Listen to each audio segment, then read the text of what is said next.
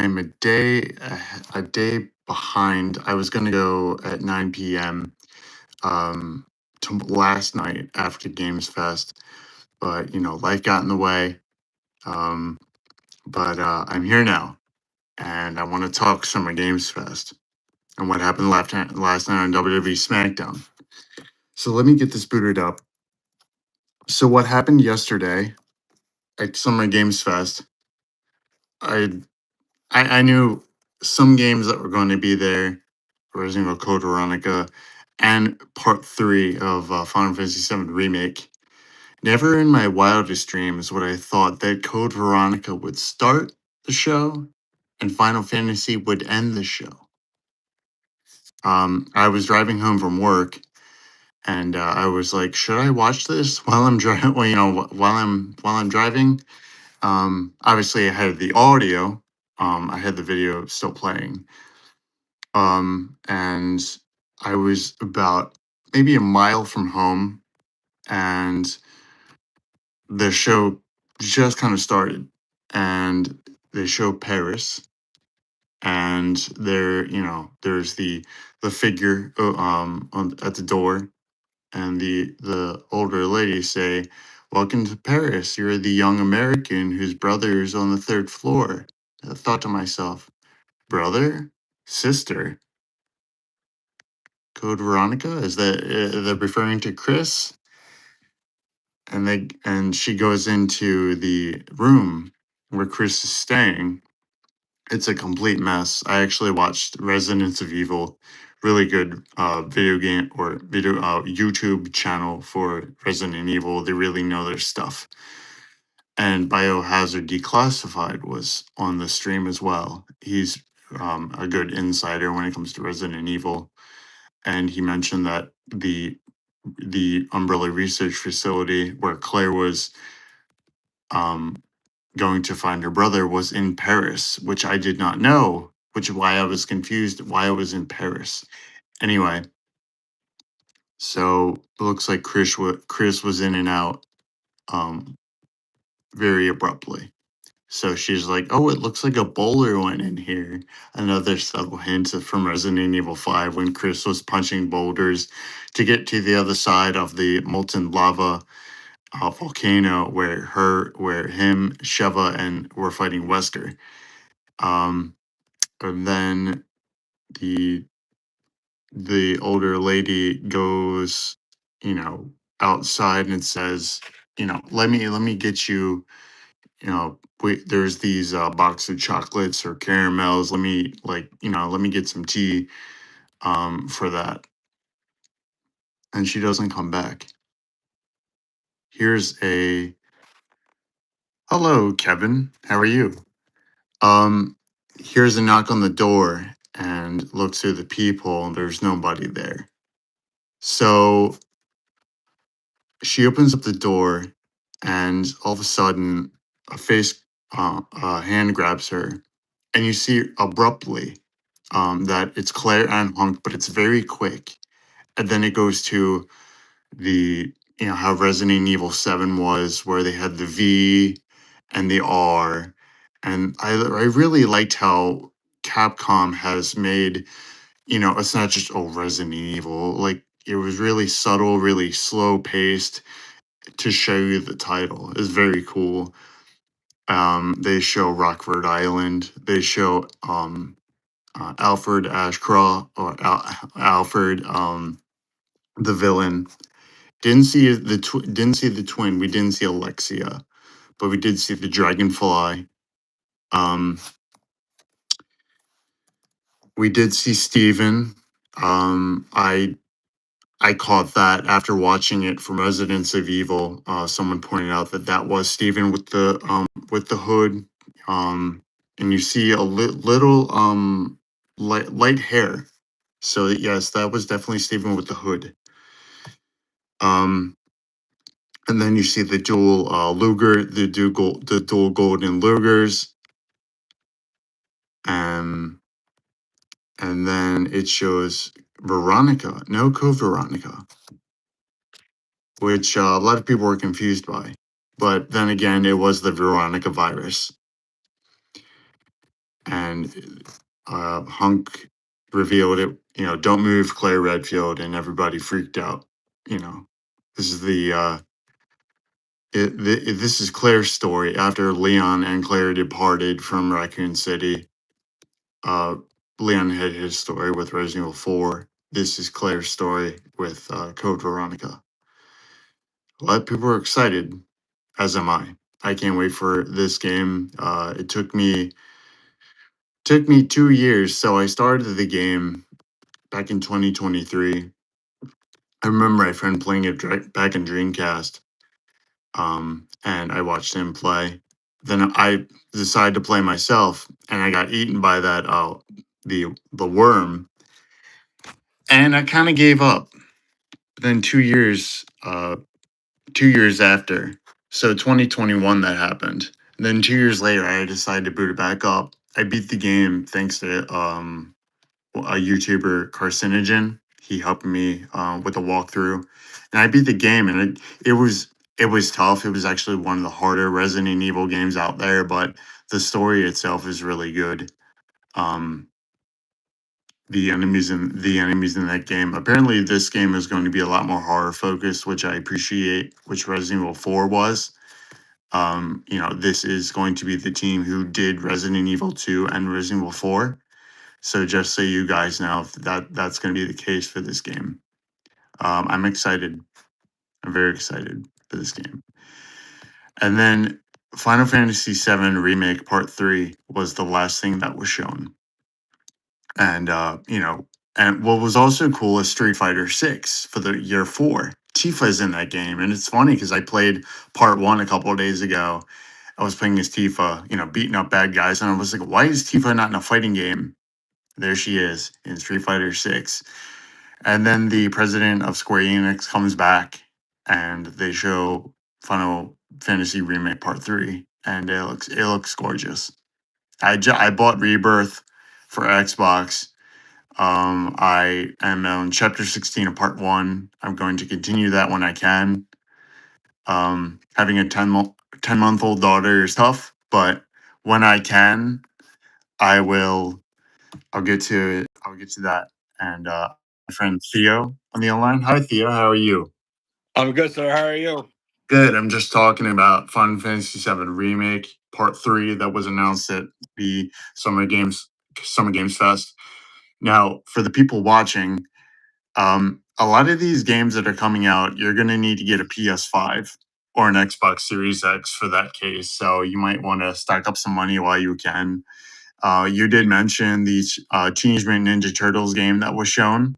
That looks Yes, really cool. sir. Yeah, a couple that was shown a couple years ago. It was a little teaser trailer, but they showed the full game yesterday, and it was really cool. Um, yeah, but The one I, the one good thing I will mention is if anybody out there is a Teenage Mutant Ninja Turtle fan from going back in the 80s, I would definitely allow them to play this new game. And hopefully it does come out because as a child back in our era, I mm, used to play Tournament Challenge back in the day. I used to play versus time, and I used to play it all together, especially the arcade mode. And arcade mode was very, very good back in the day. it was.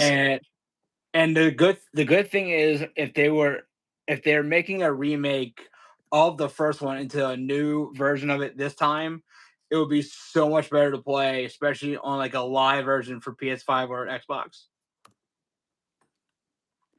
Yeah, so I don't think there's a I don't think there's a date. Obviously there are looks like there's a comic book. There's a movie. I'm looking for the video game. I think it's coming out next year. So far as what I heard, I'm hoping like around springtime, like April or May. That's when they were gonna try to release it. But if nothing else is held back, they're looking at maybe June or July. Okay. So it's based off the comic, which I did not read. Okay, But I remember TMNT obviously from the 90s movies. right. And obviously the the arcade game that came out, the Shredder's Revenge. You and I played that. That was Oh fun. my god, that was unbelievable. Yeah. So, chat. What was your favorite game that was shown at Summer Games Fest yesterday? I told you mine. Code Veronica and Final Fantasy Seven Part One and Two. But I know Theo, you didn't watch the game show yesterday because you were busy with work and everything. But again, another year in the books for Summer Games Fest, and then Xbox tomorrow they have their showcase. Um, what are you expecting from Xbox tomorrow? Um, so I saw a couple games earlier on the Summer Game Fest for 2026, and I did see Assassin's Creed that was going to be hopefully coming out very soon this year. And some of the games like that, I did see Blood Massage coming out soon this year. There was another Mm. fighting action pack game that I saw that was actually looked like realistically a good game to play for the summer. And if anybody, and I know Heisman was talking about it earlier on some of his videos the last couple weeks, but Resident Evil Code Veronica definitely does look really, really good, especially on Have paper. you have you played the original? No, and I wish I did back when PlayStation was out because I heard a lot of great things about it, and I'm hoping that this does really well when it does come out. Yeah, so it was actually on the Dreamcast back in 2000. Did you ever play the original Resident Evils on PS1? I played the original one for PlayStation One, and I know I played a couple ones on the PS2. So So, you so I'm definitely familiar with some of the things that happened from back then. All right, so you are familiar with the tank controls. That's what this is Yes. with Code Veronica. Um, yeah, like I told the chat, this is actually one of the more difficult Resident Evils, but it's actually really rewarding. So there's been a couple times when you reached out to me about 6 and 7 that you played. Mm. And the good thing about the older versions of Resident Evil, it's a really good storytelling, which is really good for people that play Resident Evil games. And I think for people that want to play those kind of games, especially like even during the summertime, it'll give them something to um go through, especially like if they were part of like the original ones that came out from back in the day. It'll give them something more to vie off of going into summer, especially if the new one's coming out. Eat the fries. It's your birthday today. Happy birthday. You like pizza? Awesome. Oh I my like pizza god. too. What's your favorite topping? I So like I like mushrooms and onions. Sorry for the late reply. What's your favorite topping, dude? so mine's definitely it would either be sausage and pepperoni or probably green peppers, banana peppers, and sausage. Got a good But then like a good mixture for everything. But like I know Heistman's probably heard me talk about it a whole lot. So there's a Jets Pizza in Detroit, Michigan, and we normally get like a French bread pizza, and it's got pepperoni, sausage, and banana peppers on it. And it's probably one of that's the best pizzas in the world I've ever had.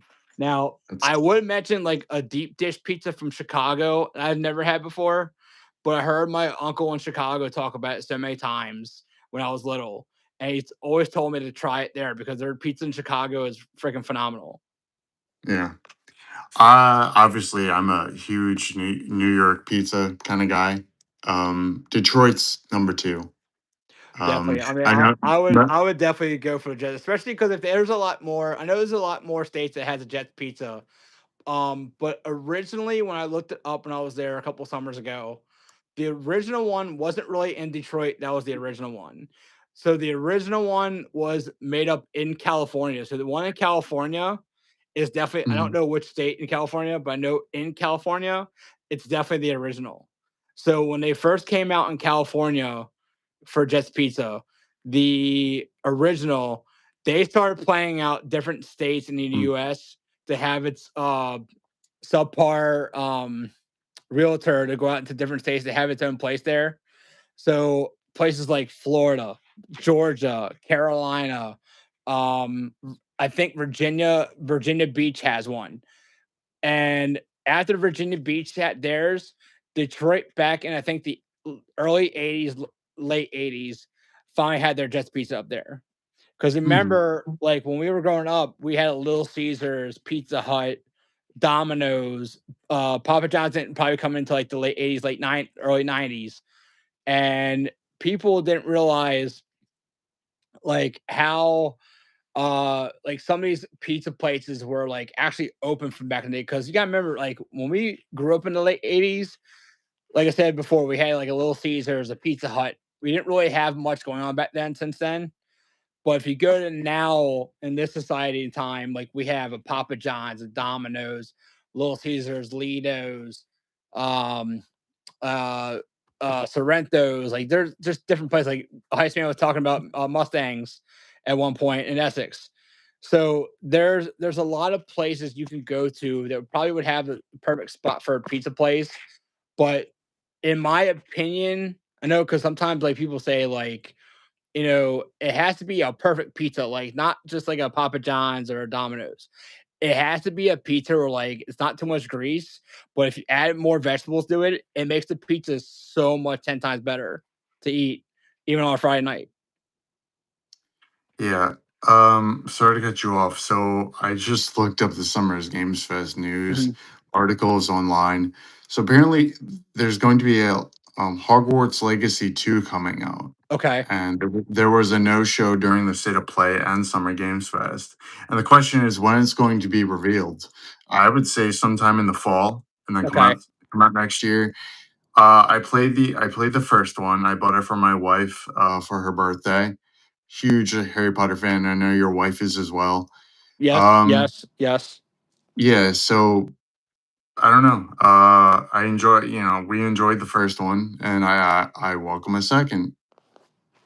So the good thing I will tell you is anybody who's a Harry Potter fan out there and who loves playing Legacy, especially the first one, like it gives them intrigued in playing stuff that they grew up watching, especially because I know like both our wives like watched the first Harry Potter film back in like the early 2000s. And when people watch the movie, they're like, "Man, I wish they had a video game come out like at the same point in Mhm, time the movie came out." But I guess because they wanted to wait till the sequel was actually over and they wanted to actually make it into a game. So that way, like when the movie, whole sitcom and sequel is all done, they can actually turn a video game into like one big happening video game for them for a franchise, mhm. which would be really good Yeah, for people to play. yeah, yeah, for sure. I remember there was a Quidditch game that was like a multiplayer.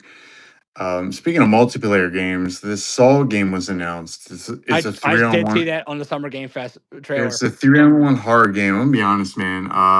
If it's gonna be anything like out, I don't think like LS Trials. That was a 3-on-1. Actually, that might have been a story mode. I didn't play that either, but I know Outlast is terrifying. I don't know. I think this is going to be a cash grab. I wouldn't really put anything past it. It'd be a 3-on-1 horror.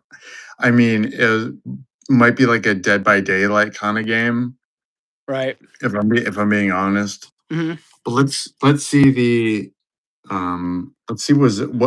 what was revealed here. Because I went over a couple games. So Resident Evil Code Veronica, which we talked about. Uh-huh. And then there's a new Cuphead coming out. Cuphead, it's like how can I put it? It's like a Looney Tunes styled It's like a cartoon made game. up of a video game. Yeah. And then I saw the trailer for that. It looked good. And then we had Alien Isolations 2, which my buddy Boom, he actually commented early on the stream. He's in California right now. He was there live and he put the Alien Isolations 2 trailer out there. Everybody was freaking out. Um, didn't play no, I take that back. I did play the first one. I didn't get far because I had cold sweats. um Gen Atlantis, I don't know what that is. Blood Message, you said that looks good. Yes. So I'm gonna reach out to everybody right now, especially if everybody that's watching. So I was a huge and to any of the films that anyone has watched, I was a huge Alien versus Predator type guy person to watch those movies. And when I watched the Summer Game Fest trailer stuff today, I did see that they were bringing out a new Alien game, which I thought would be amazing to play for PlayStation. So apparently, I don't know if it's going to be at the end of 26 or into 27, but I heard they're doing Alien Isolation, which I heard a lot of good things about today so far, and I'm hoping they get like a 5-star rating for the game. But when we were growing up back in high school, I remember playing a couple of those games for PlayStation, and maybe like PlayStation 1 and 2.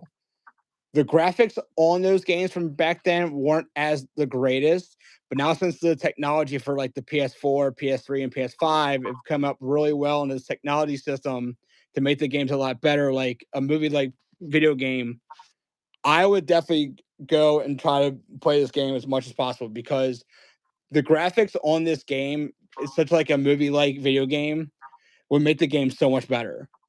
And if you ever watched Alien versus Predator or the Alien movies, you definitely have to get and watch and play these video games because I would definitely Mm, allow to play them. They're really really well to play. yeah. So then we have Stranger Than Heaven. Um,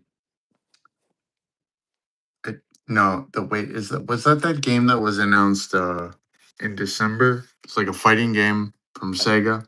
Yeah. And then we have Henix. It looks weird. Dead by Daylight, the 10th anniversary. I did not see that. 10th anniversary of Dead by Daylight is approaching, and Summer Games Fest brought us a creepy trailer to mark the event. I don't think I'm going to enjoy hearing people wish me a happy birthday anytime soon. It begins on June 14th. I actually didn't see the trailer. So I'm kind of glad I did. I mean, it is 11:30 at night. I don't think I want to watch something scary right now. Mortal Shells 2, played the first one. It was pretty cool. Sand Raiders of Sophia. Looks like a train type of game. It's a Wild West game. Wait. So while you're looking at that stuff, so I went back to look at some of the videos on trailers, and Mm. Dead by Daylight is coming out this year, and it looks really scary on video.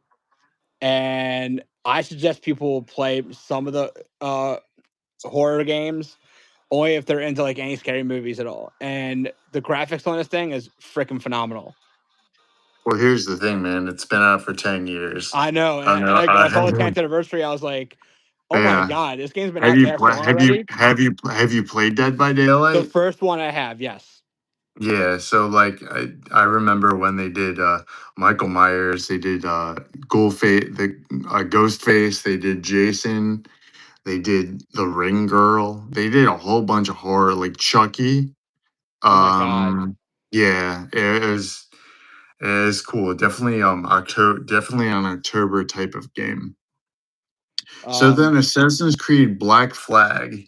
I know I did see Joey's that. probably Joey's probably excited about this. I, however, am not. I'd actually rather Assassin's Creed 3. That's my all-time favorite. I actually never played Black Flag when you're a pirate. It looks cool though.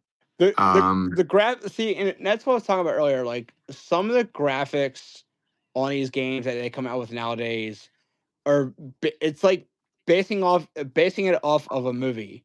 And you would think like that the graphics on each system look so surreal. It's kind of like playing all the wrestling games. You figure like how is everything becoming such like a live thing on a video game? Where like you look at it streaming on, dead on, and it looks just like either a TV show or a movie.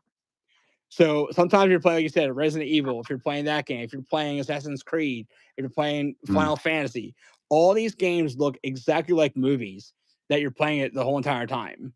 and you feel like you're like into the whole entire thing. So you feel like you're inside the game the whole entire time. So it's kind of like when you're at the movie theater, you feel like Yeah. you're inside the movie the entire time. Hmm. You Yeah, know, for sure. Yeah. So here is TMNT: The Last Rowan. So, inspired by the graphical novel in the same name, Teenage Mutant Ninja Turtles: The Last Rowan is a far darker look at the normally colorful and comedic turtles.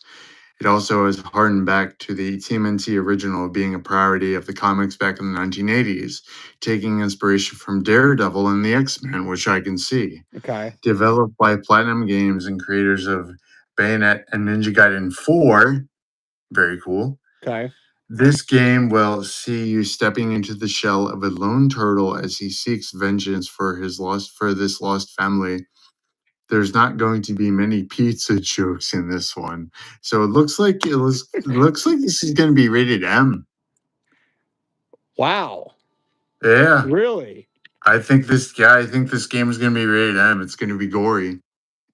So if it's rated M and not PG, so there's basically gonna have wow, so a lot more blood and a lot more. Oh wow, Yeah, that's man. my guy. Yeah, let me see. Platinum Games. Let me see. It's just a cinematic. Yeah. No, this is definitely going to be a rated M game. Okay. Platinum Games, they did Ninja Gaiden 4, which came out last September. Very, very gory. I did not play Bayonet. Um, I think that game was gory as well. So this is going to be a very gory, gory game, which I'm all for. And then Fortnite Chapter 7, Season 3. I have nothing. I have really nothing to say about that. I haven't played Fortnite in a Probably since very high long school. time. Yeah, yeah, since high school. Oh my Um, god. Gundam Rogue, Gundam Rogue Orbit. Gundam is Gundam is a great series. I remember watching it on TV. So I was looking at some of the trailers earlier, and I did see a couple ones. I don't know if you're intrigued in playing them. I did see some of the Star Wars games that were coming out hopefully this year. Um, One was Gigantic River, and I saw another one was called Zero Company. And Yeah, Zero Company actually does look like a really nice fighting game to play, especially if you're into Star Wars games. yeah. So So the good. first one was that Galactic Racer. Galactic River, yep. So that is going to be obviously. Do you remember Pod Racer from N64? I think so. So it's going to be that, but Okay. it's going to be the creators from Burnout. So Okay. it's going to Okay. be like crash them and explosions and all that stuff. So And then it's the good. go ahead. No, no, go ahead. So is it like one of those Star Wars games from when we played on 64 where you take the jet fighters and you go and shoot things each level, and as you're fighting all of them, you're going through each level by doing like a race course thing, but you're shooting at everything. Not necessarily shooting at everything, but it just like road rash kind of. Yeah, Okay. yeah. So yeah. So it's gonna be like that. And then time, then uh, what was it? What was the other game you mentioned? The Star Wars game. Uh oh, Zero Company. Yeah. So that's gonna be a top-down strategy game. Crossfire. I'm just watching these Crossfire, little. yes. Yeah, third person tactical action adventure with a mixture of stealth and action. I'm intrigued. I love Mm-hmm. stealth games.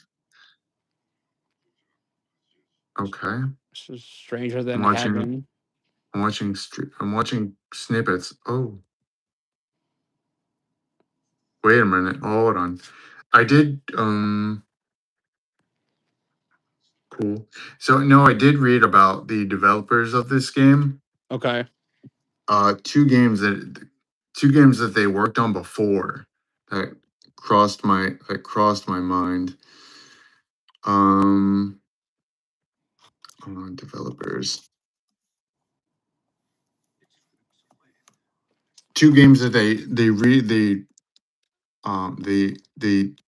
They did make, and it crossed my like,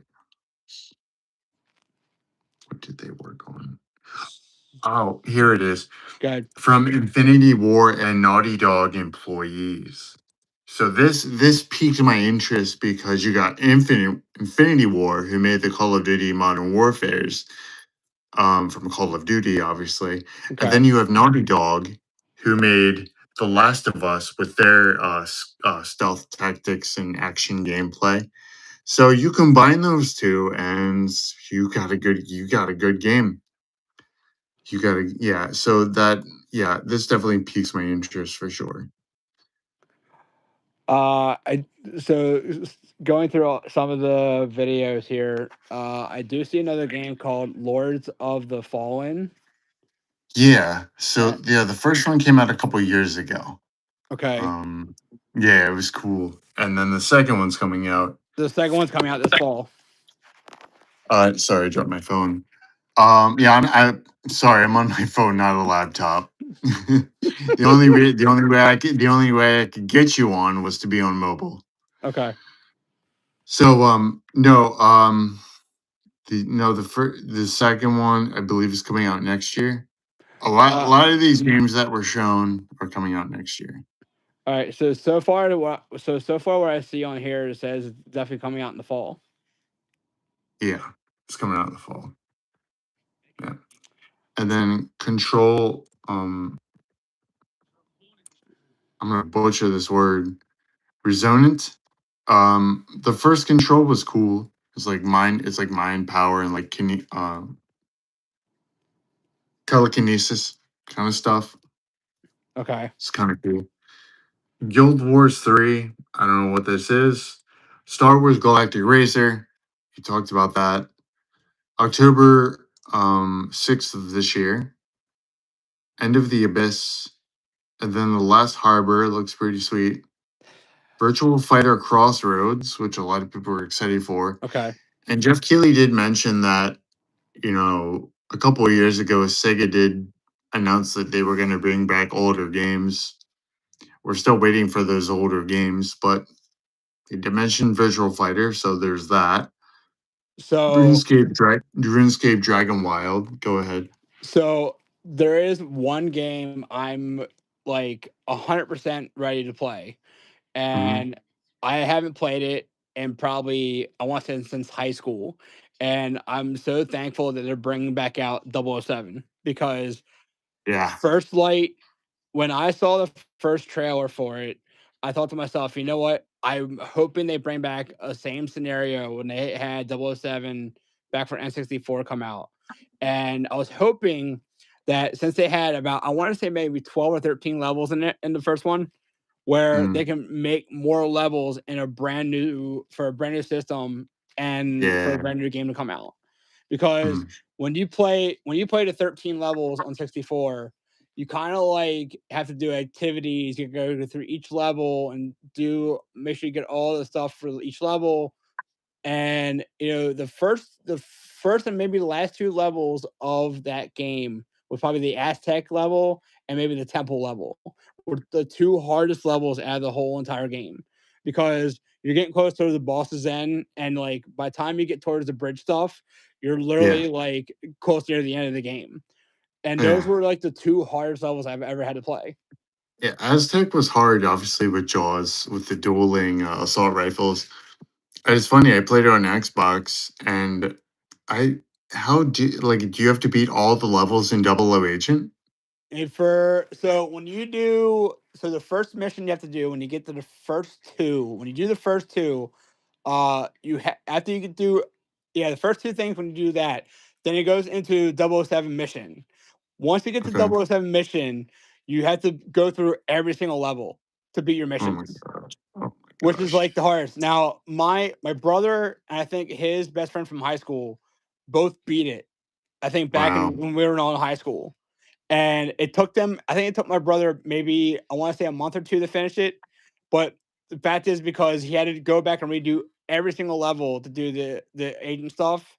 And then once you got to 007 mission, they give you more activities to do. I think they give you like 4 or 5 missions to do in each level. But when you do the first two missions, you do about maybe like two or three. Once you do Mm. 007 mission, they give you like 4 or 5 missions to do each level, and you have to complete the whole entire level. Now, there's one level, I think it was either the jail cell or the science center. When you go through the science center area, Mm. because you're trapped in a jail cell in the beginning, and then once you Yep. go Yep. through the whole computer technology area, Bunker. yes, when you go in the bunker, you go through the lobbies, you go through each sliding door area to get all your stuff. Mm. So when you go through the science wing area in the big room, you gotta be careful because all the guys that are shooting at you from each side, you gotta be careful because you can go through those glass doors towards the back door opening, and you can stay there until everybody comes at you. So you can just continue shooting your machine gun the whole entire time. Hmm. So I never thought of that. so so my brother decided, like he was telling me at one point, like when you go through those glass doors in the end, you can stand there and instead of using your not your rifle, what was the other one?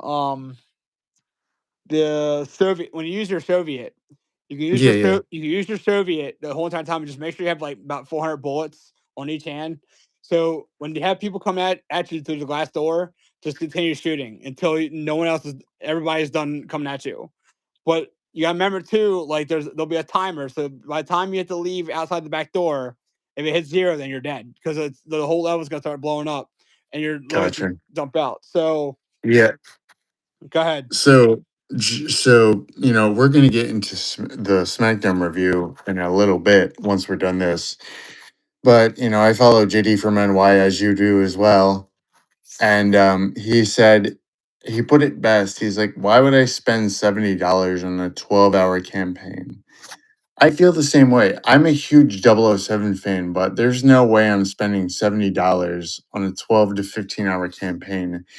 Support the devs, they say. I'm going to support the devs probably in the fall when it's on sale. I can't wait to play this game. And then obviously what you talked about, the new mission the new mission trailer that's coming out, I might as well wait for the gold edition, or the Goldfinger edition, if you want to talk about bond terms, where everything is available all in one for one price. um let's see. Star Streaker, I don't know what that is. Soul Frame, Grounded 2, I don't give. See, man, like, Xbox is doing their showcase tomorrow. Games like Grounded aren't going to do it. Gears of War E Day, Halo, Forza 6, those games are going to, they're going to get people to buy your game, buy your system. Grounded 2, it's like playing Honey I Shrunk the Kids. It's really weird. I mean, sure, it's a good multiplayer game. That's why, that's why I prefer Xbox over, well, I mean, you got your multiplayer games for PlayStation, but Xbox, they're like, they started the whole multiplayer, like Xbox Live. You know, Right. you can play single player games, but they only last so long. Little multiplayer is longevity, and that's why I appreciate PlayStation when they made Helldivers 2, because So that game's still going. I You saw know, I just saw a I applaud. trailer. Go ahead. Yeah. No, I applaud, these single player games, but, you know, So I just saw a they only, trailer. Go yeah, ahead. I'm done. So I saw a trailer for End of Abyss, Hmm. and I've never played it before. If they even had a first one come out, I've never played it before. The graphics on it look really dim, and I feel like any kind of shooting, like horrifying games, would be more to Hmm. play. But depending on how much the rating gets for the game, I don't know if I'm going to be able to play it. Yeah, End of the Abyss. Um, then Mafia, The Old Country. I think it's going to be a DLC. 1666 Amsterdam looks interesting. It Uh huh. reminded me of Assassin's Creed. And then this Saul game that I talked about earlier, it looks stupid. Lords of the Fallen 2 looks pretty cool. Star Yep. Wars Zero Company you mentioned. Yep. Blood of the Dawnwalkers. This game is actually available for pre-order. Okay. Among Us Story on Guard. And then 007 New Mission. I actually did not see this, but they I did hear it mentioned. I did hear it mentioned during the showcase, but I was busy playing around with Nikki. But yeah, like I said, I'm interested in this 007 game for sure. Final Fantasy 14 online for Switch 2 coming out August 20. Torok Origins for Switch, Okay. and then Artemis third person shooter. So Right? is there a difference? Let me ask you this question. Is there a difference Mm. between 007 Mission and 007 First Light? Are they both the Um, same game? 007 Mission? Yeah. You mean it says 007 First Night Light? It says 007 First Light New Yes. Mission. It's Okay. the same Okay. thing. It's just a new mission, Okay. an extended story mode. Um, And with that would be another thing too, Wuthering especially like Waves. games like 007. I feel like 007 games should be more extended, especially if it's for each level, because I feel like you get a certain amount of period like in the 64 games, like you get a certain amount of time for each level. And I feel like even if you made it a tiny bit longer, just so you have more stuff to do in the level, because you feel like once you complete a level, you go through the game so quick, and it's like you're halfway almost done. You're done within like the first hour or two, and you're done. Mm, But like I said, some of the levels in those games were very, very long, especially towards the end, were very, very long. And that's probably why like you would die, they would shoot you and you couldn't like come back to life. And once you like the Aztec level, once you got to the point where we got to the scaffold area where the one room was, and you went outside in the scaffold, you literally had to like run for your life because the jaw was like literally looking for you the entire time when he was in that room. So as soon as you walked out of the room and onto the scaffold up top of the building, like literally he mm. would just start shooting at you easily. And that was like the only part I had trouble with, especially on that level, because every time I go in that room in the middle of the level, I'd start like running outside the scaffold and just get shot at and died. Yeah. Um, so let's switch over to tomorrow with Xbox. Now, I don't know if you know this, but Mr. Boomstick XL, I'm gonna send you his channel. I'm actually going to be on his show after the Xbox showcase Okay.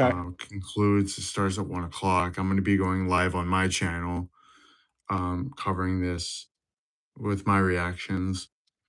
And again, it's the 25th anniversary of Xbox, so they really need to, show all their no, well, not all their cards, because the 25th episode, 25th, uh, 25th anniversary is not until November. But they gotta show something, and they're gonna show Gears of War E-Day. Now you've played Gears of War, right? Yep. So this is gonna be a prequel to the first Gears of War, and they got a new CEO. She came on board in February, and it's funny because I watched the Bloomberg interview today. It's Uh huh. about 16 minutes long, and the first thing she says is like, you know, Asha, you come in as the Xbox CEO, and you got people saying, "Oh, she's gonna kill Xbox," and then 90 days later, they have you on Jesus's Jesus's face memes or something like that. She's doing a lot of good stuff for Xbox, but I told Boom this, and I'm gonna reiterate this to you tomorrow, Uh huh. or right now for tomorrow. I'm Good. actually more intrigued with what she's going to tell the Xbox community and the gaming community as a whole, as opposed to the games that are shown. And she says she's going to, the next 100 days is going to be about resetting the business. CEO says it's not in a healthy spot. And she says she talked about exclusives, margins, and more in her most in-depth interview this year. I'm like, go ahead. So, like, trying to think I can reiterate this. I feel like even though it's the 25th anniversary for Xbox, um, I'm hoping there's multiple games that come out within like the next 6 months that people could have a good time playing. And I feel like some of the narrative for each game that's come out in the last, I want to say maybe 10 years. I mean, that's probably why like PlayStation and Xbox have gone like up and down with money wise because they're trying to see what company and what brand of system would do better. And I feel like when you look at both PlayStation and Xbox from a similarity, like a lot of people probably nowadays want to play more PlayStation systems because their technology has gotten so much better. Maybe I mean not from my perspective, but probably in people's perspective view. They felt like they get more out of it on a system like that than they do with Xbox because you could come out with like an Xbox um, XS or Xbox um, XL or whatever, or like a PS5 or a PS6 or a 7 or all up to 10 for all we know. But when you built in more uh, gigabytes or something for a system and you have Mhm, more to play on that system, like when they put in like the for the PS5, like they put in like all the PS1, the PS2, the PS3, and the PS4 games built into the five, where like all the old games you used to play, you could play that on the Game Pass, which is really fun to do because why have all the systems that you've had in your house for how many something years you've had it for, where now everything's built into the five, you could play that on the system, which is for Xbox because, like I said, Xbox didn't have a whole lot to do with back in the day because, like we said, we had GameCube, Super Nintendo, regular Nintendo, um, and Sega Genesis and Sega Dreamcast. Well, now you're looking at into Xbox where, like you said, you could play Halo, you could play Fortnite, you could play Final Fantasy, you mhm, could play any games you wanted to for those kind of systems.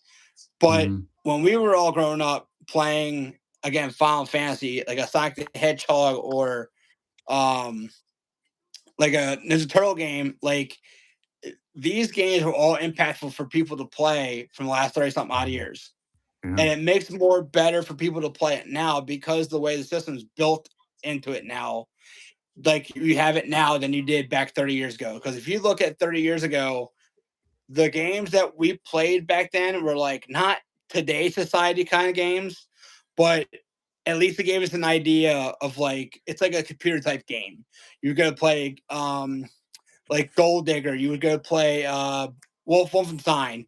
You play different games like those kind of games for us video game system right now. But now that as it gets as it gets closer to like 2027 and so forth for years to come, you're getting these like real life video games that people definitely want to play nowadays for your Xbox or your PlayStation 5. Mhm. Yeah, for sure. But no, back when we were growing up, N64, Super Nintendo, like you had games like Mario, like you had Star Fox, you had Halo, you had games that you know meant something. Yeah. What Yeah. what does Nintendo mean to you? Legend of Zelda, Mario. What does So PlayStation mean to you? Twisted Metal, Siphon Filter, God of so War. You I'm know. gonna give you my honest opinion. So when I was growing up, probably when I was about maybe 7 or 8. Mm, I started playing the Super Nintendo back in my time, and knowing that like my dad taught me how to play games like Super Goals and Ghost, taught me how to play mm, Super Mario, Contra. Now, you and I grew up probably playing those kind of games because we were into those kind of things. But like I said, today's society with games, it makes the game look so much different than when we played them 30 something years ago. So like a mm. game like a Contra or a Mega Man game for Super Nintendo, like you would think those games would probably not really look really cool, realistic wise, like now than they were 30 years ago. But when we played them 30 years ago, it was kind of cool to just to play them because Super Nintendo was the spot to play. And like back then, you didn't have your Xbox. Back then, you didn't have your uh subpar like PlayStation 3 or 4 back then. You had your regular PlayStation games on a disc where you could play like a Mortal Kombat, you could play Final Fantasy, you could play like a Sonic the Hedgehog game for it, Sonic and Knuckles Adventures. So like back then, like you could play a Super Ghouls and Ghosts game where I Right. grew up playing that game back when I was little because my dad had played it all his life when he was younger, like our age, about our age. And the things that those games were built about back then made you realize, man, I wish those games were built like today's society because I want to see how well it would look like in real life instead of having it be like what it was back then. If it was Yeah, put so into real there life. is a reimagined Ghouls and Ghosts game that is co-op. But no, I understand what you're saying. Like, back then, games were, you play them, the 8 bits, you play them, and, you finish them, and then you play them again. And it's just, depending on the game and depending on what you play, you just get that rush of wanting to continue to play even though you've beaten it multiple times because the game is just that good. Games nowadays, modern games, it it takes a lot. This story is kind of the hook. It's kind of the hook to get you into the game. So for example, the Tomb Raider games that came out a couple years ago, maybe 10 years ago, the first one, 2014. That's the story hooked me, and then I ended up playing all 3. And then the new one's coming out next year. They're actually redoing the first one, but they're reimagining it, and they're bringing in the actress who portrayed Lara Croft in the trilogy, Shadows of Tomb Raider, Rise of Tomb Raider, and, Tomb Raider, the first one, which I think is So really they're cool. so they're basically remaking like the first one into the one Yeah. now. Mhm, Okay. yeah, yeah. Um, but yeah, Xbox showcase tomorrow. There's already rumors that Spyro's the Spyro the Dragon. Uh-uh. Crash Bandicoot. Yeah, yeah, yeah. So the company who does Crash Bandicoot, Spyro the Dragon, Purple Dragon. Here, let me show Uh-huh. you. This guy right here. Oh, I remember him. Yep. Yeah, so there's gonna be a new Spyro Dragon RPG leak, which I think would be pretty cool role playing game. I've actually gotten into role playing games recently. And Final Fantasy actually no, I take that back. Pokemon is what got me into role playing games back on the Game Boy, and then eventually spawned into Final Fantasy. You had Golden Sun for Game Boy Advance. That was pretty cool. But yeah, Now tomorrow, let me ask you this question real quick before I yeah, cut you off. Did you play original Game Boy or did you play Game Boy Color? both. Okay. Which one Yeah, did you prefer better? actually didn't. I probably Game Boy O- Color. Okay. Um, I mean, it's funny. Well, then again, it's like it's like watching the Three Stooges in black and white, and then watching the Three Stooges in color. It's the same game, but you know, enhanced with color. But no, then you had Game Boy Advance, which was cool. I don't think I've ever played a Game Boy Advance. I You know I never played played Game Boy original Game Boy Advance? and Game Boy Color. Yeah, Game Boy 'Cause Advance was cool. I remember playing Zelda, Legends of Zelda for the Color. I remember playing that back in school. And the good thing about, because I mean I was never a Zelda fan, but as my friends taught me about like the game itself, and they're like, "Man, you guys playing this game. It's a lot of fun to play." And like they teach you things like inside the game, like what you have to get, especially on each level. And as they're telling me these things, I'm like, you know, I would have loved to have played it like today's side, especially like if I still had my Game Boy, I'd probably be playing it every single day. But now that I have the purple arcade system, the small controller thing now, everything was built into there. So there's about like 25,000 games built in from like different systems into that system It's thing called a itself. it's called a So like I Pocket can play Boy. N64, GameCube games, 64 games, PlayStation games. Like I can play Atari games, which is more better to play on one system because like again, Right.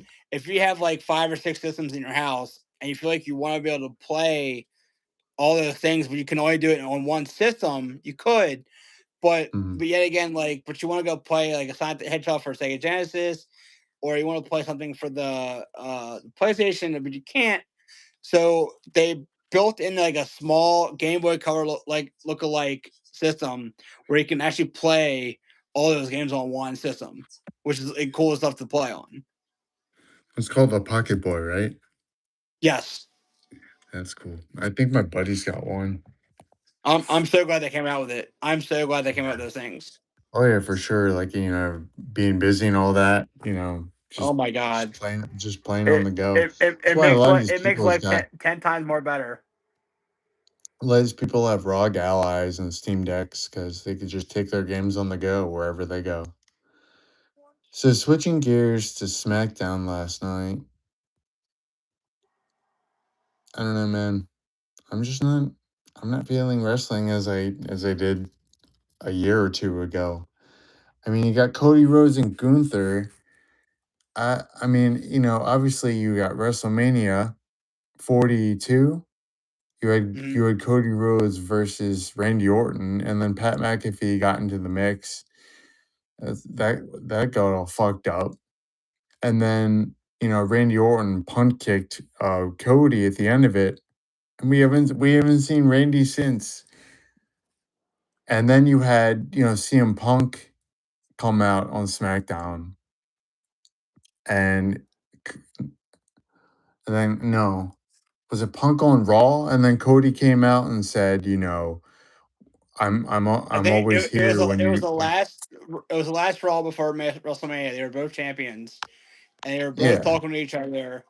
And I remember what Punk told Cody was, "If we're still in the same spot as we are right now for Mhm. after Sunday and Saturday night, like I would love to have one great match with you going into the summertime."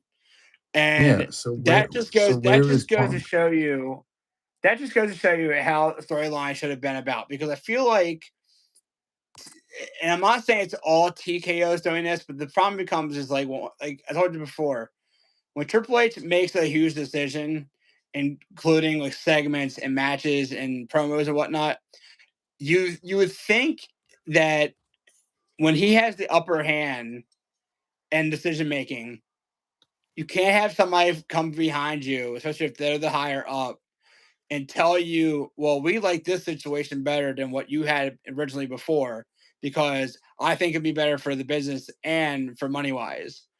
Yeah. But when it comes to storytelling, if people are intrigued by it and they want to like, it's kind of like the whole Cody Rhodes Roman Reigns matchup back to back years.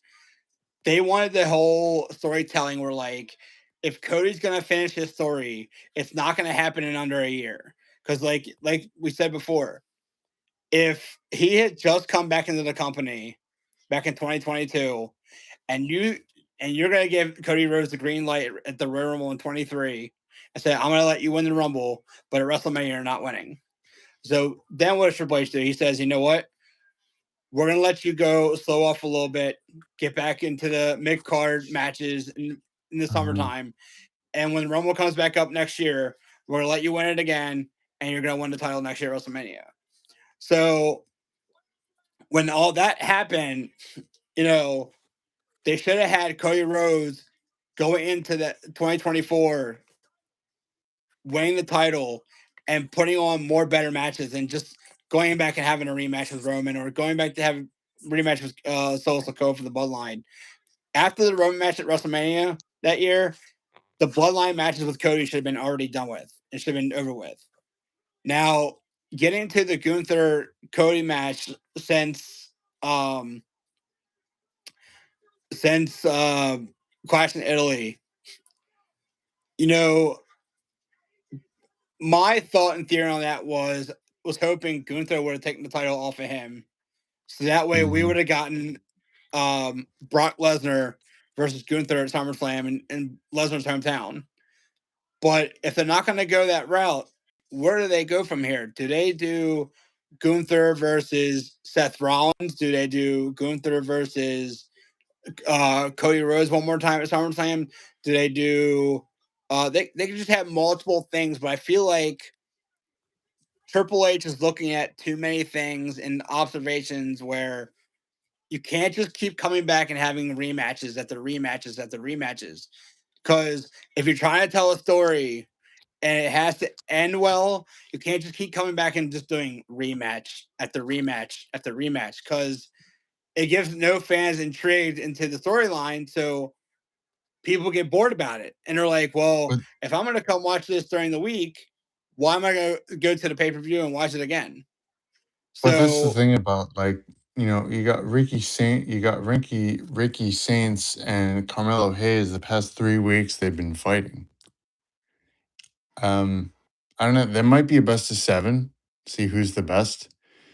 But I wish they were fighting for something. But Trick Williams is the United States champion. You know. well, But, like, I think going back to good. Gunther, you had Sami Zayn.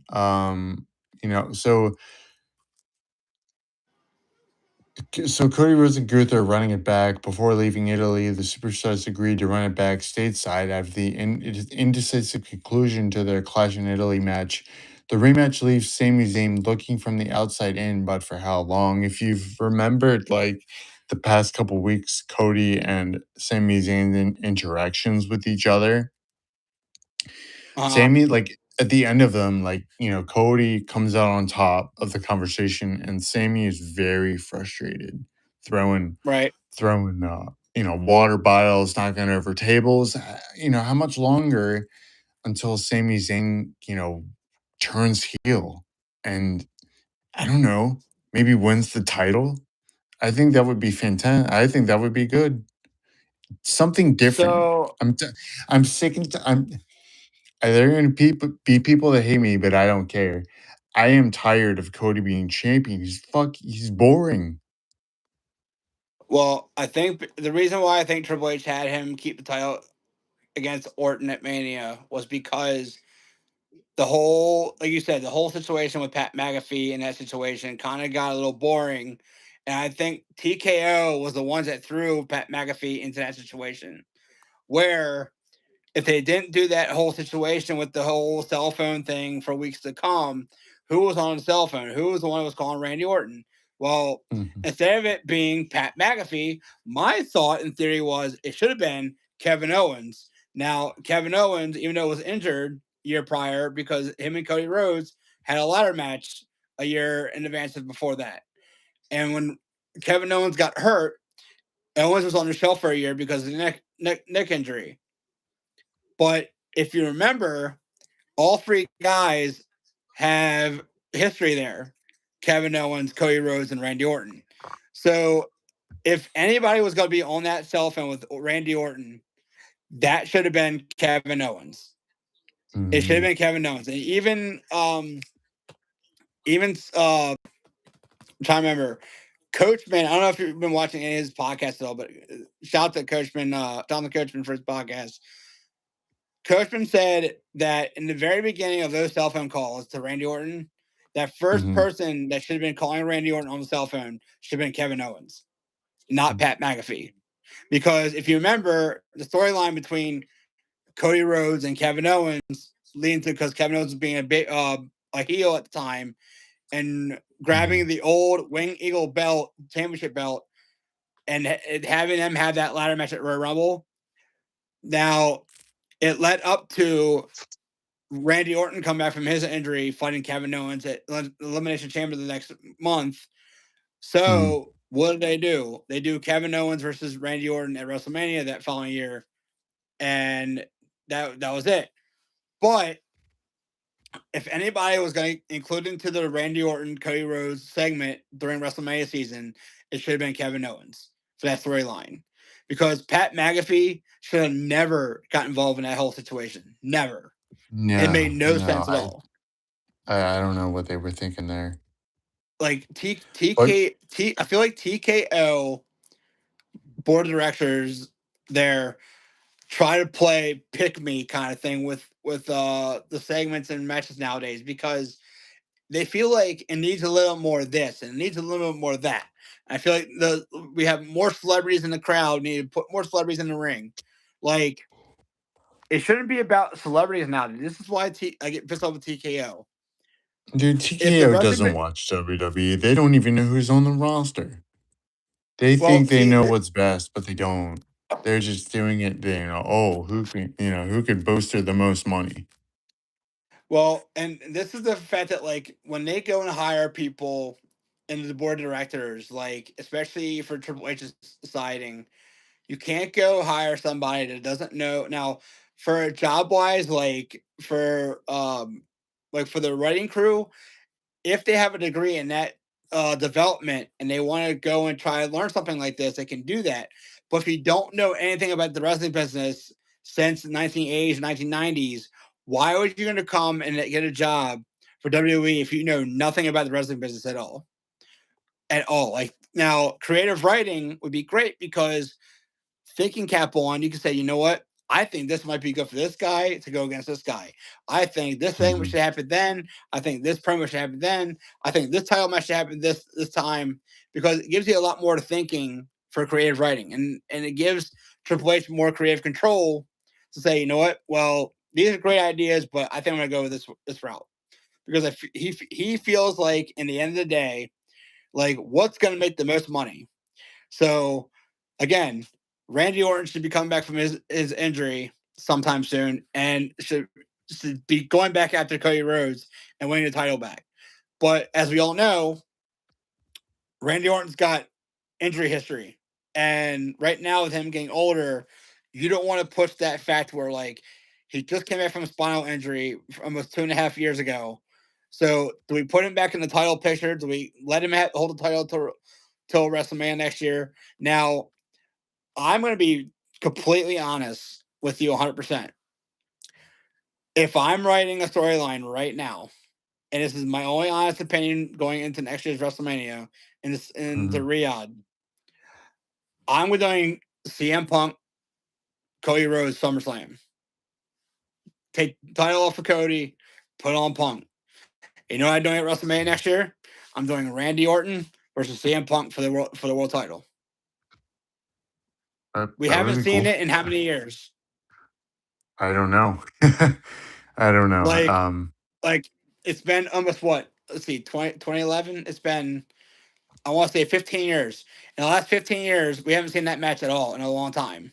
So even if people don't want to see it, but at least their story would be great to tell, I'm putting that match easily at WrestleMania next year, because I at mean, least you it got gives two. you. Yeah, I mean, you got 2 nights of SummerSlam this year. You gotta fill it with something.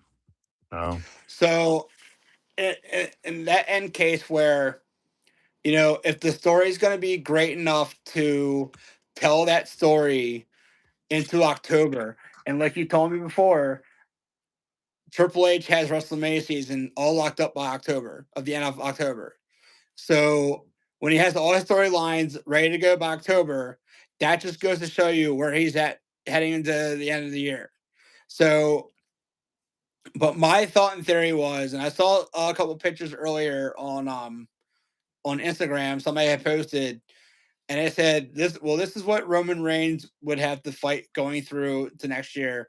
So he would fight like L.A. Knight, Money in the Bank, and then he would fight Seth Rollins SummerSlam. Then he'd fight Obafemi going to Survivor Series, Solo Sikoa at Royal Rumble, Cody Rhodes one more time at Elimination Chamber. Then going into WrestleMania 43, him and Dwayne hit it off for WrestleMania 43 next year. So that way, that So whole bloodline story is done with. It's over with. So once so them this two fight, it's done. this coming Saturday, it's gonna be 8 weeks until SummerSlam. Just so you know. Okay. Um, but you can't do CM Punk and Cody Rhodes.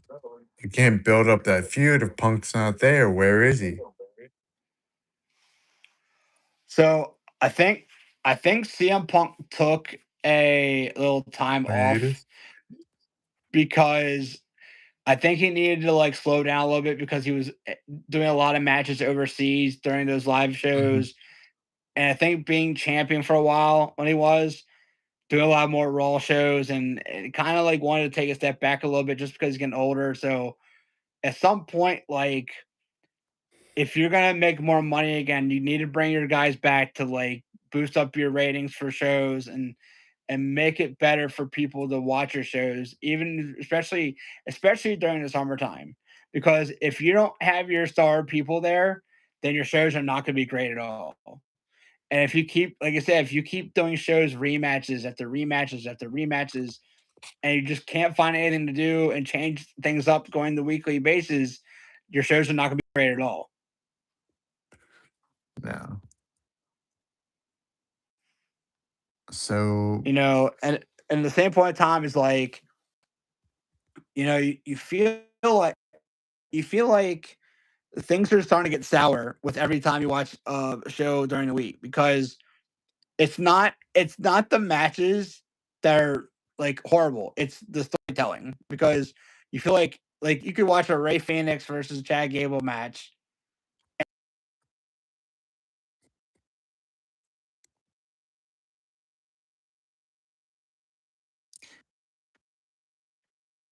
you're cut out there. So we're getting off topic here. So what happened on SmackDown? So Queen of the Ring tournament quarterfinals.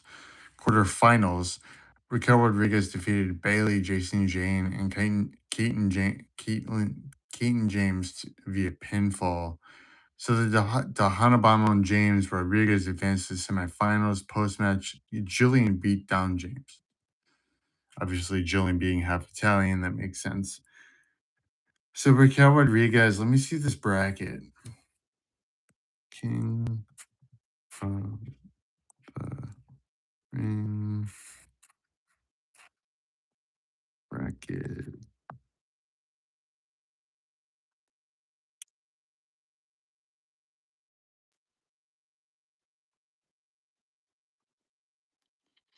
So we have Io Sky and Raquel Rodriguez going up against each other.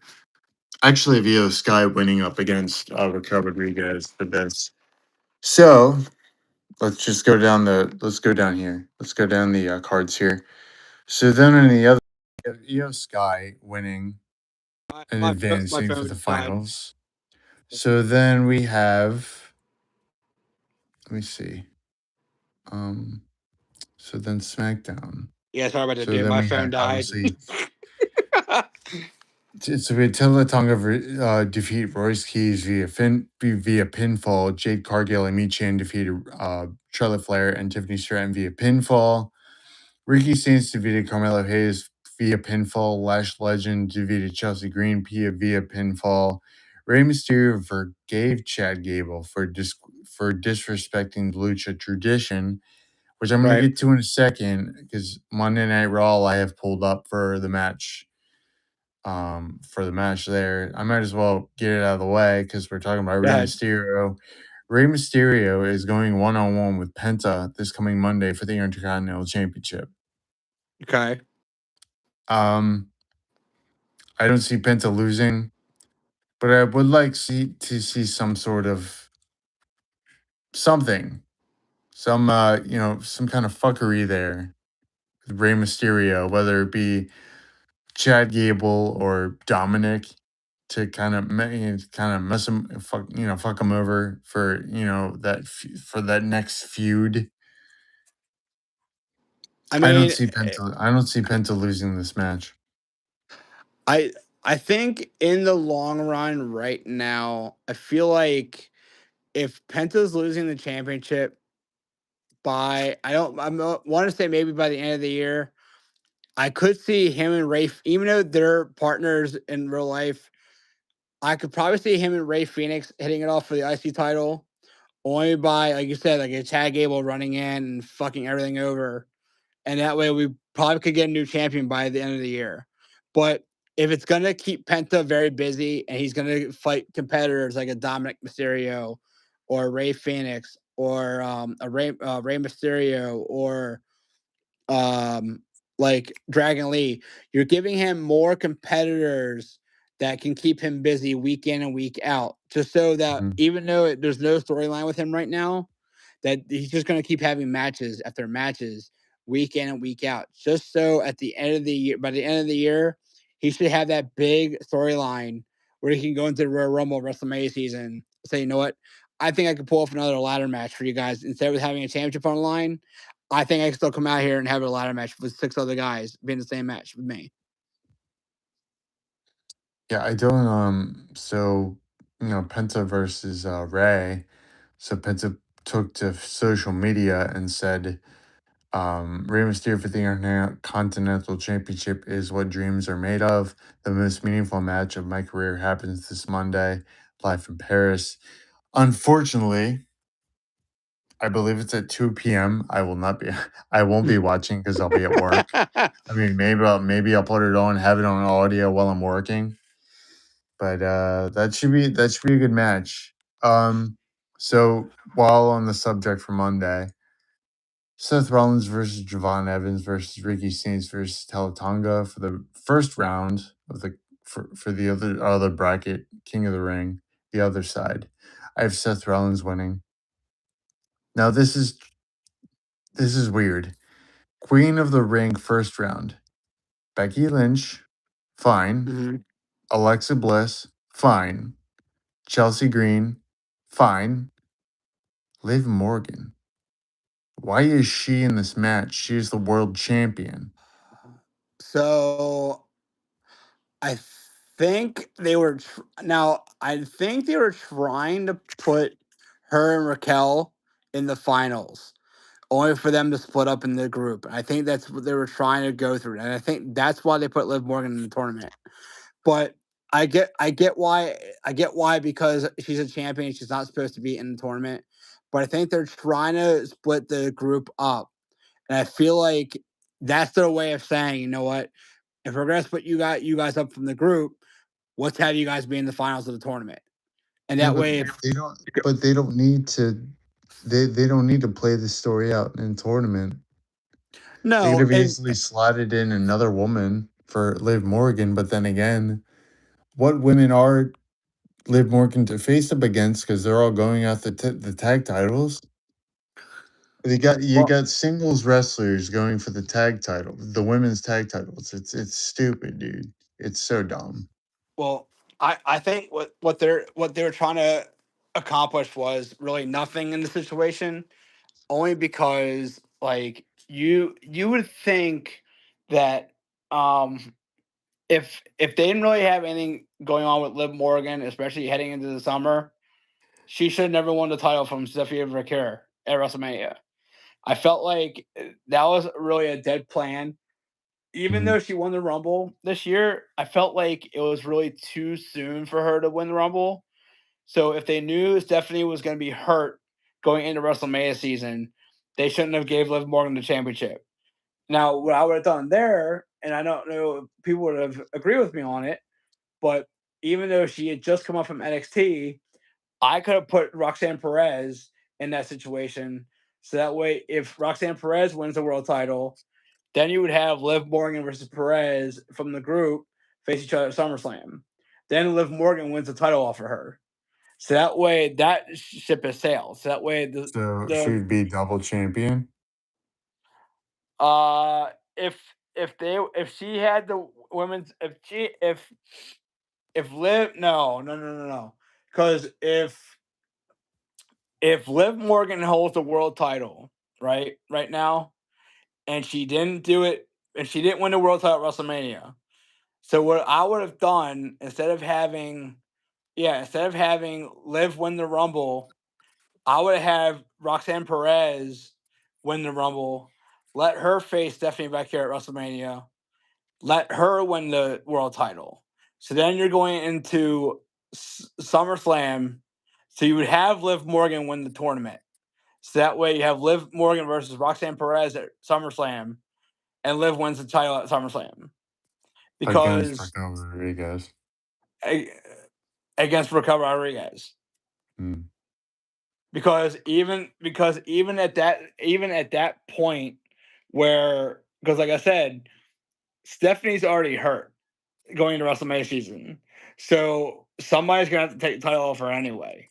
So even if she were to go into summer holding the title that long, now you're looking at, okay, well now she's held the title since Royal Rumble, so now you're looking at another 3 months going to SummerSlam.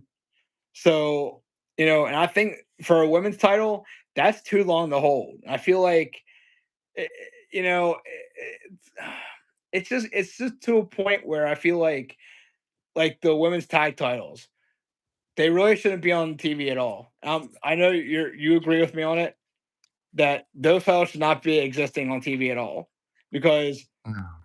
you have you have the women's Intercontinental Championship that is a solo championship. Now you have a women's US championship that you could literally have solo people going after. You have a WWE women's championship and a world championship, kind of like the guys do. So why do you have the need to have tag titles for women's division where you have two solo championships? No, I would take that back. Four solo championships, but you're having a tag team division where all you're really doing is pitting girls and pitting them up together just to go after the tag titles. It doesn't make any sense because you literally look at the roster and you're like, well, if there's always 3 or 4 teams in the girls division, why do we have tag team titles anyway? For what cause? So now if you have 4 solo championships, the Intercontinental, the US, the WWE World Women's Championship, and then the World Championship, but you rather have the tag titles held up month in and month out and doesn't give anybody else a chance to go after the other titles, why do you have Mm. tag team championships around at the same point in time? Yeah.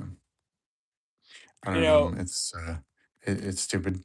And why do the women's tag titles can float through SmackDown, Raw, and NXT? Why can't the men's tag titles do that? so I think I pointed out something earlier, maybe a couple months ago when we talked about this, but when I saw Braun Breaker last night on SmackDown with the world title, the world tag team title, I said, so he's a Raw superstar and he's going to SmackDown in the Fatal 4 Way. And the Vision's not supposed to be on SmackDown. So this is why nothing makes sense at all. But if they're not doing a draft Mm. anytime for wrestling in the next couple months, so why is everybody floating from one show to another if they're not going to do a draft? I don't know, dude. They did what they want over there. So Like, after I talked about Penta and Rey Mysterio for the Intercontinental Championship for Monday, the last match that took place Friday on SmackDown was the King of the Ring quarterfinals. Dominic Mysterio beats Damian Priest, Braun Breaker, and Trick Williams via pinfall. Now, JD from New York was pissed about this, as was a lot of people. Why have Dominic Mysterio? So that, I mean, you had Braun Breaker in the match, and you have Dominic win, dude. You could have. So this is what we're looking at here. Dominic Mysterio versus Obafemi, and not Braun Breaker. Why? Well, see, I think they were trying to come up with a plan B just in case somebody got hurt in a match. And when they took the switch to, because I feel like TKO wants Dominic to be a bigger star now, and they want to pull him away from the group. So I feel like they want to try to make him a world champion. I understand why they want to do that. I mean, you got to remember, he's been in the company now almost 6 years. And in those 6 years, he's held the Intercontinental Championship, the tag team titles with his dad, and with the group. And then now it's like, well, now you're a Mexican champion. So why not push Dominic Mysterio for a world title towards the end of the summer? Well, that makes no sense with him fighting Obafemi in the semis. But everybody Mm. wanted Obafemi versus Braun Breaker. That makes more sense because that would be a Matty Matchmaker that people would want to watch on a live television show than watching Dominic Mysterio get his ass kicked by a Nigerian person for almost 10 seconds, 11 seconds of a match. But if you really want to go at it for 20 minutes and you want to say, you know what, I think this match might make money for us on live TV. Let's do Braun Breaker versus Obafemi. Now, I wish they would have saved it for the finals, but now we know. Now we already know who's going to be in the finals now. Because if they're supposedly they're going to try to have Brock Lesnar interfere in Obafemi's match with Dominic Mysterio. So now we're gonna probably get Dominic Mysterio versus Seth Rollins in the finals. That's gonna be the finals. So you have Dominic Mysterio and Seth Rollins. In the finals. Really? Well, because if You honestly think Obafemi, Dominic Mysterio is beating Obafemi? no, but in Well, in, that in a look, that's situation, what's happening. Dominic versus Obafemi. It's right there. right? But You think Obafemi is going to be losing to Dominic? only if Brock Lesnar interferes and costs Obafemi the match. Because, like I said, remember how in Clash of Italy and WrestleMania, it's 1-1. So now they have to pinpoint that 1-1 fall of each other and say, now we're going to do best out of three. So Hmm. if Brock Lesnar really wants to go back after Obafemi, he would show back up on Raw in Italy this coming week in Paris and screw over Obafemi. And if that's the case, and you do another match at SummerSlam with them two, you're going to have to screw everything up. Now, in my head, that's what I'm thinking. In my heart, I know Obafemi will win. But I right now mean, in I my could see mind, that play out. I can. I mean, it makes sense. Brock cost Oba a world title opportunity at SummerSlam. So he's like, you know what? I might not get my shot at SummerSlam, but I'm coming for you at SummerSlam, and I'm gonna make you retire for good.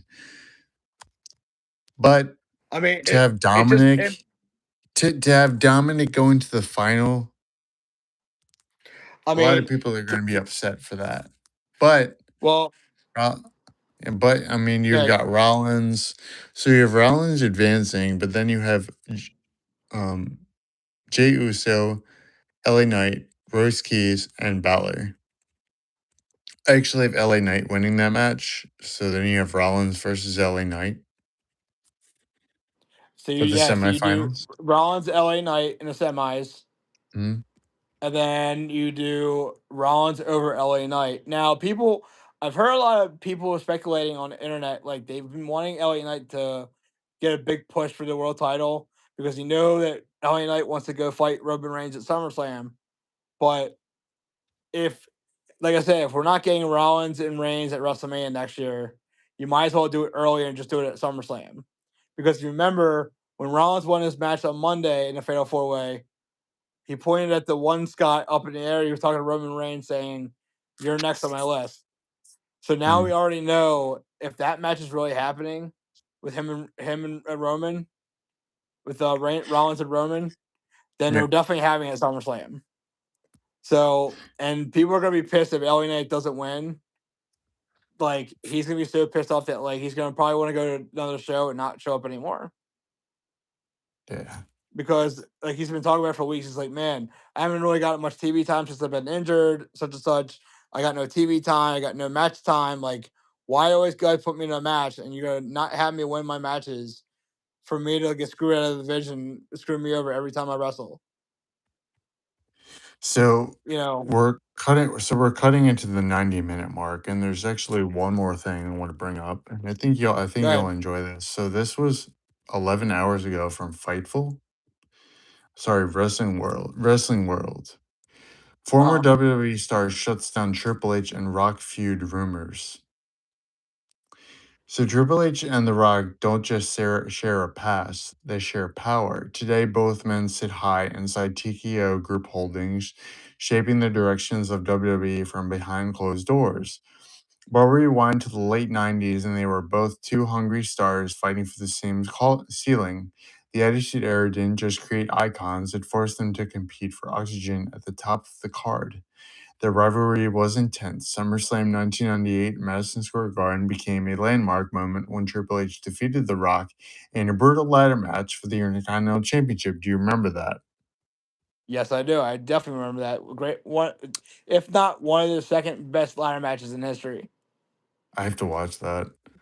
The match It's symbolized such more a than great just a match, title man. change. It represented two future franchise players refusing to give an inch. So when ambition looks like hatred, for years fans assumed that Edge in the ring spilled backstage. The narrative grew that they geniusly disliked each other. D'Lo Brown, who stood behind The Rock in the Nation of Domination, recently Mhm. offered a more grounded view.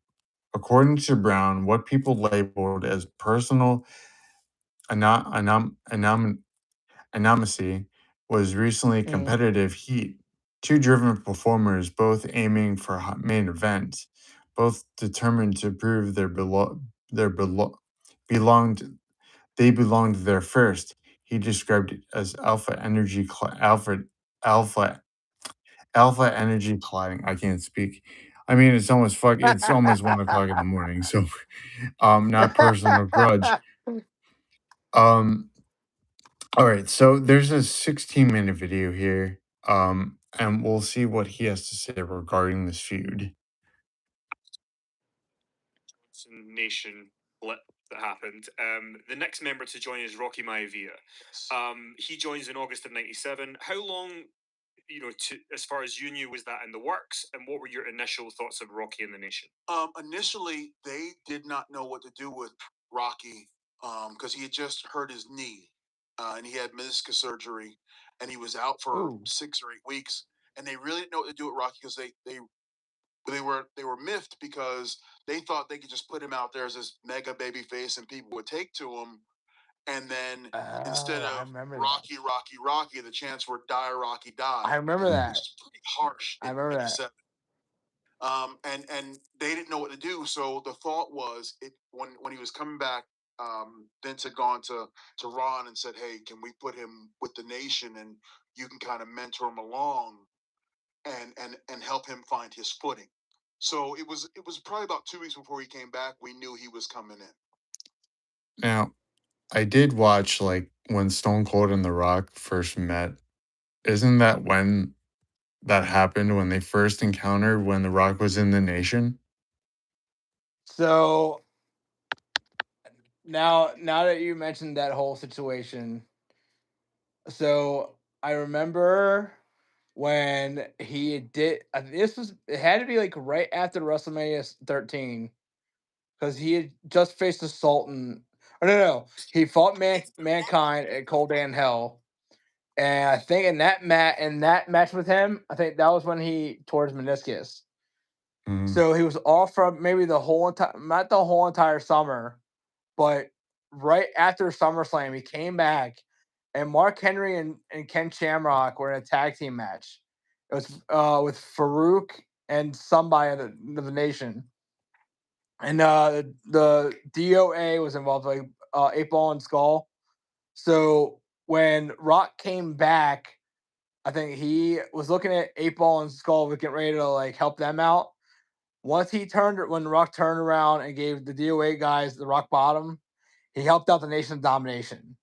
So when he stood by Farouk, he wanted to take over the leader of the Nation of Domination. So going into later in 1997, after Bad Blood, the very first Bad Blood pay-per-view, going into October, that right after Austin won his second Intercontinental title match against Owen Hart, that's when they wanted to do the Rock versus Stone Cold at the end of the year, because they felt like Rocky was about to get hot as a big star, and they felt like it was a good time for both of them to fight for the Intercontinental title at the end of the year. Because at some point, Vince wanted Austin to become champion at that point, so they wanted to take the title off of him, just so they can have him fight for the world title going into the next year, and which they did. So when Rocky won the Intercontinental title in the beginning of '98, they let Austin have the title match going to with Shawn Michaels at WrestleMania 14. So what an that whole iconic moment that was when Austin was in the sharpshooter and his face was bleeding. Like that that's cool. that iconic match with Brett kind of set point Austin's career, because it kind of showed if he was going to be a babyface or a heel the rest of his career. Because I felt like in that moment nobody wanted to cheer for Bret Hart anymore because of the whole match itself, and I felt like they were telling the story. And there's a story on it, I think, on one of the shows on Netflix. They tell why Brett and Austin both switched characters during that match. Because if you remember, Austin was going into the match as a heel, and Brett was going in as a babyface going into that year.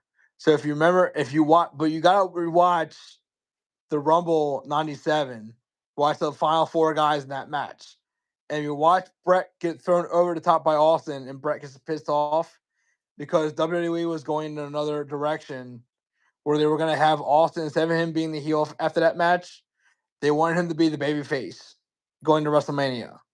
So when you listen to that storytelling between the two of them, they say that Brett didn't want to really be the heel going into WrestleMania, so he wanted to stay the babyface. So when he put on the sharpshooter and never let go, and Ken Shamrock told him to let go, that's when the heel turn came about. And they had, and everybody was cheering for Austin right after the match happened. And he left. That's when the babyface character came out of Austin. Okay. And then the King of the Ring, where he's like Austin 316 says, "I just whooped your ass." That was the start of. That was the 1996 King of the Ring. That was the whole start of his quotation of the Austin 316 logo. Okay. So this is the last part of the interview. Rock and Triple H heat, and then I think we're gonna call it. But here we go. Good. There's been heat between The Rock and Triple H. And you were there when the Nation and DX were kind of going at it. Rock and Triple H wrestled at SummerSlam. Just from your perspective, not speaking for them, was there heat? Was it tense, or was everything rosy? All right, are the cameras on? They loved each other. Trips, give me a call. All right, now turn the cameras off. No, realistically, it was competitive heat. It's two young guys who are trying to compete for the same spot, and there are tons of spot at the bottom of the card. The further you get up the pyramid to the top of the card, the air gets real thin, and only a few guys can be there at a time. And when you've got two guys who are around the same age, trying to climb the same ladder, trying to get to the same spot to be the top guy, it gets competitive. Not me, Ahmed competitive. It gets competitive between two people. You see what I did there again, right? I brought it. I looped it back. It's just it gets competitive between two guys who want to be the top dog. It's two guys, two alphas that want to take up some room that's there.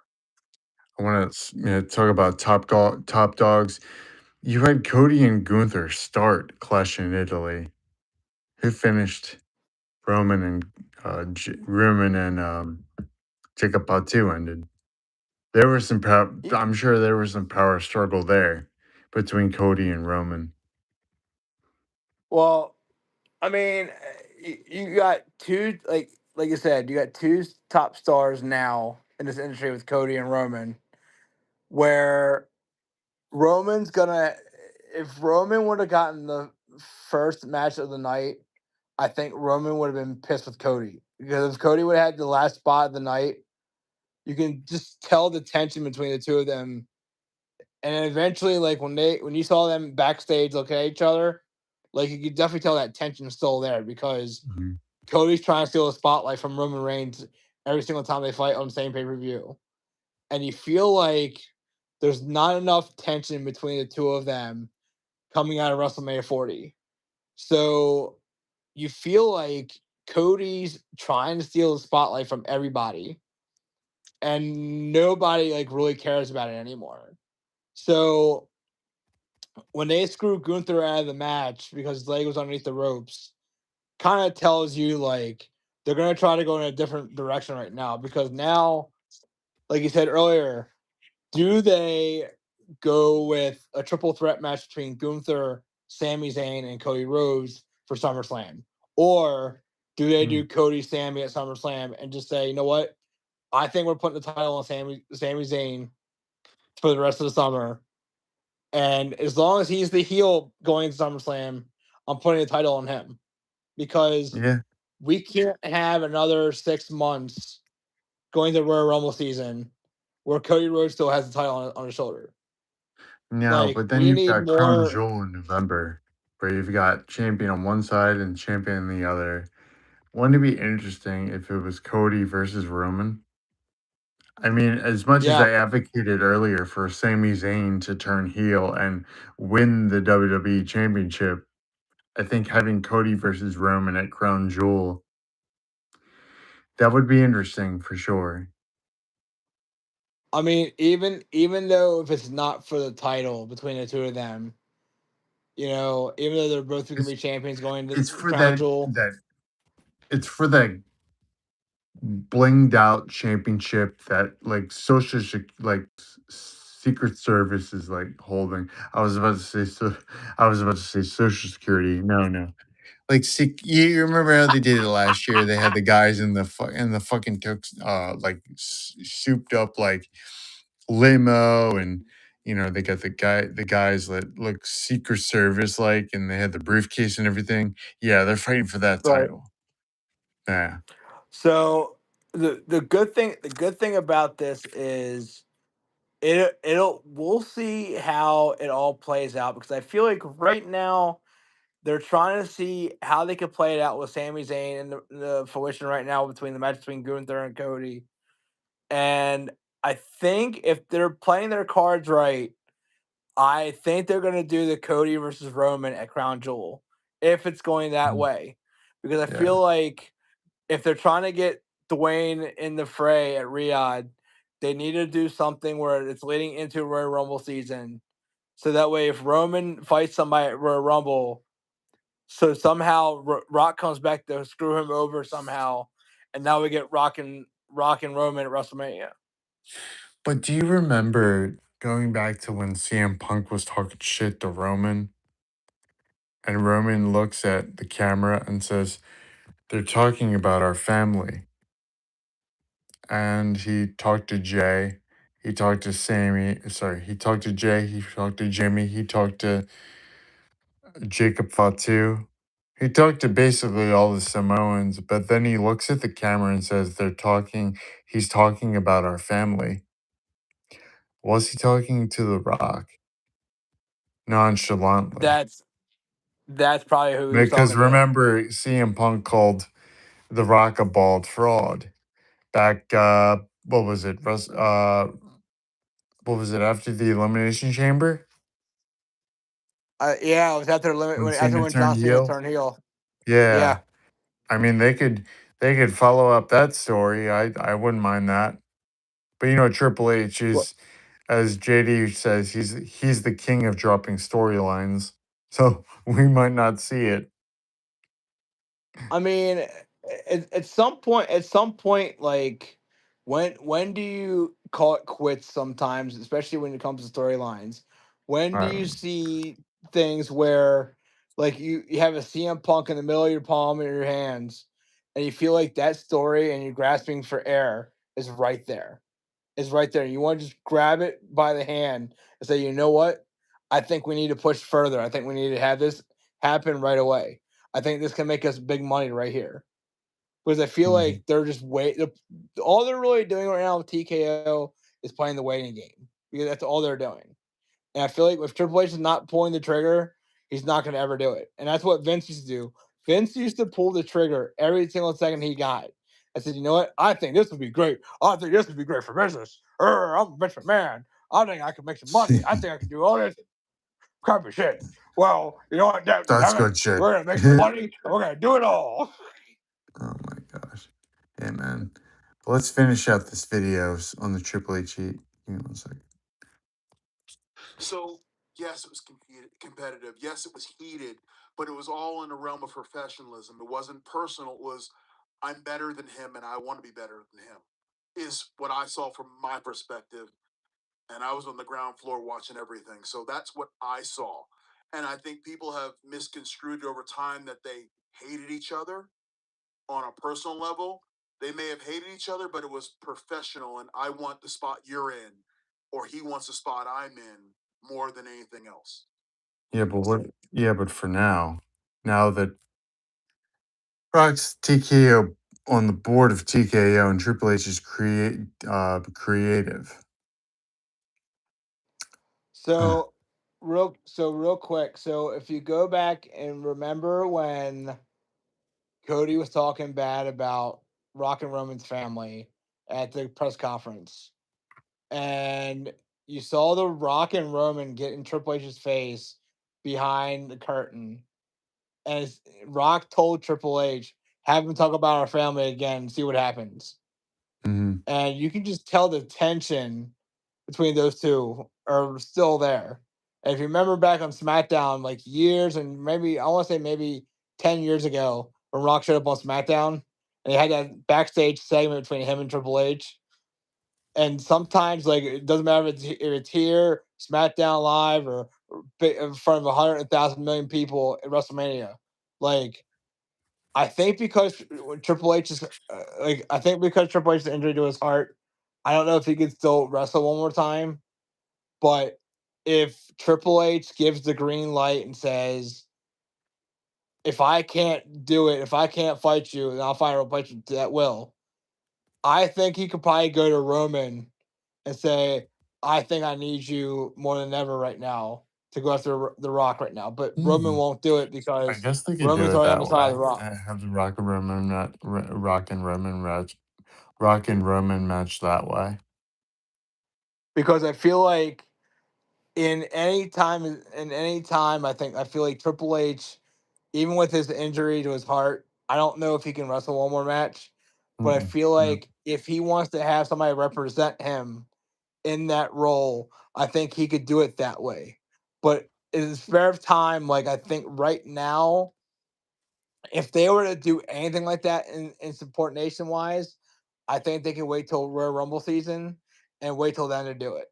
Because that way you have 2 months to spare till WrestleMania season. And then that way that storyline can hit off for next 2 to 3 months. Yeah. Yeah, man. But it's almost 1 o'clock in the morning. Obviously Sunday I've got the 1 p.m. showcase, and then the showcase with Boom after that. And then I don't know what your plans are tomorrow, but I'm sure you got an early start tomorrow as well for Sunday. I got it early. I'm gonna get myself a little workout in the morning, and I'm hoping I'm going for a pool day. Hopefully it's gonna be nice tomorrow. So I'm gonna get me a lot of rest after I come home tomorrow from a long day. Oh no, that'd be nice. I hear it's like 90 degrees in Maryland right now. It is very hot, man. It was about 95, 96 today. Wow. It's actually really cool this morning. Took the dogs for a walk at the park. It was nice, and then it got hot at like 2 o'clock. So, Like I got to work this morning for overtime, and as soon as I left out the back door, like I was like, oh my god, how hot is it? I got in the mhm. car, dude. My car literally said like 97 degrees when I got in the car. Oh my goodness. It Hey, was man. like, where do I live in Texas again? So, summer is here for sure. We Oh, Anna and I nice. went to Target tonight to get more formula for Nikki. You know those Buble sparkling water? Buble? Yeah, They've got, Buble, yeah. you know, the Give me some of red, that white, and Buble. blue. You know the red, white, and blue Freezy Pops? Yeah, Like the the Rocket Pop. popsicle? Yeah, Yeah, Rocket it's Pop. that flavor. Oh, wow. Yeah. Oh, man. I'll have Yeah. to check that out. Yeah, go to Target. They got it there. I wonder if Walmart has them. I wonder. Oh, they might. I'm just got Um, everything. We'll probably go there. No, I'll probably go to Publix on Monday. I need to get more. We went to the grocery store, farmers market today, but there are some things I missed.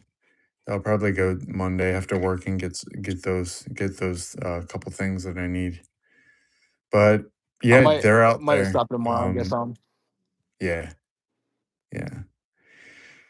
All right, dude. Well, I hope you enjoy your Sunday tomorrow and be restful. I definitely will, my man. I definitely will. All right, man. You too. All right. I do. See you later. See ya.